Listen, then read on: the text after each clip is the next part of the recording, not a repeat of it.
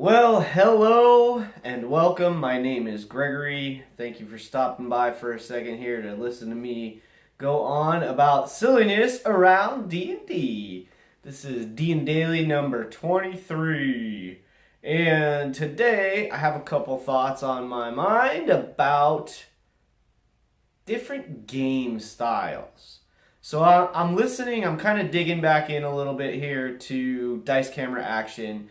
Started listening to them a little bit over the last week or two to catch myself up a bit. And I gotta say, Chris Perkins, if you're not familiar with him as a DM or his connection to Dungeons and Dragons and Wizards of the Coast and like what he's doing, I believe he's the creative director for Dungeons and Dragons, so forgive me if I'm wrong about that, but that's essentially, I think that's his role. And he is intimately involved with how Dungeons and Dragons is developing. And that means the game and the products and so forth, the outreach and all this that happens around Dungeons and Dragons. He also happens to be a phenomenal DM, and he has been running games that you may have seen on YouTube or on podcast, listened to on podcasts. Like he does the Acquisitions Incorporated games, and he also has done for about 2 years now, over a year now anyway, the Dice Camera Action game, which I think airs on Tuesdays on YouTube and Twitch. And it's a very different style game than a game like Critical Role. It's also a different style than the game that I run, or that I've seen lots and lots of other people run online. And mostly here's why. Chris's style, this is Chris Perkins, his style is what's generally called theater-of-the-mind role-playing. And that is to say that every bit of their game is done through dialogue, through words, through description. He never pulls out a battle map. First of all, they're not actually at a table, and they're not using an app or system like Fantasy Grounds or Roll20.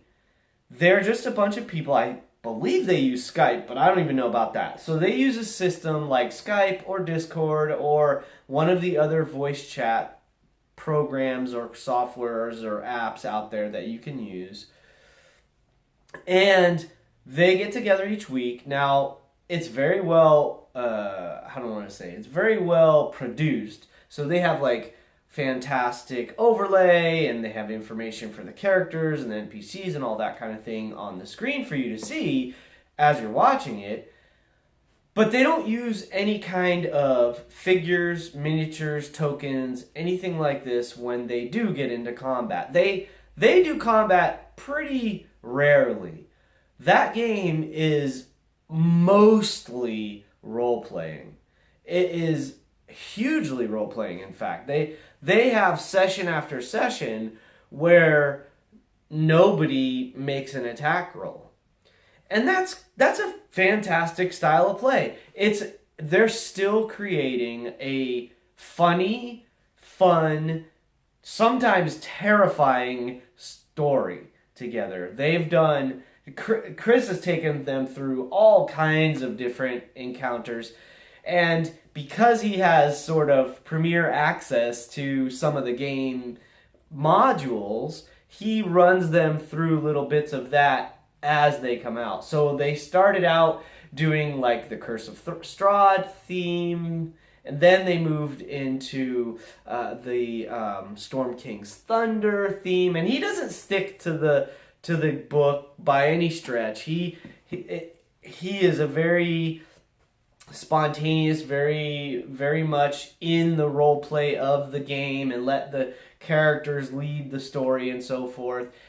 And they've moved through. They're now sort of doing the the water deep kind of stuff that you're gonna find in the newest renditions that you have. I don't know if they're actually gonna get into what's it called, the Mad Mage, the Tomb of the Mad Mage, the Maze of the Mad Mage. What's it called anyway? The most current, most recent module they've put out. I don't know if they're gonna get into that, so we'll see. But his style is so different than, let's just use someone else that's very prevalent, very prominent, Matthew Mercer. So Matthew Mercer, to some degree, they do theater of the mind. But really, when they have combat, they almost always put down a battle map. They almost always use miniatures and have everybody on the field. When they're playing, when they're dialoguing, when they're conversing, when they're role-playing, there's none of that, of course. It's all storytelling, it's all improv, and the role-play flows very smoothly and fluidly. But when they get into combat, they pull out a battle map. And I guess really, so the theater of the mind really specifically is about how you handle combat. That's probably the bottom line. Because for me, I'm a visual person, and when I first started playing D&D, we did a lot of just theater of the mind, and sometimes it was frustrating because I wasn't seeing it the way the DM was seeing it, and he's describing it in such a way, and they're not seeing it the same way as your other players might be seeing it. So there was a little bit of confusion, and sometimes it was hard to gauge distances and things like that. And there are absolutely ways to handle that. And of course, on a certain level, the DM's always right, so you just sort of default back to the DM.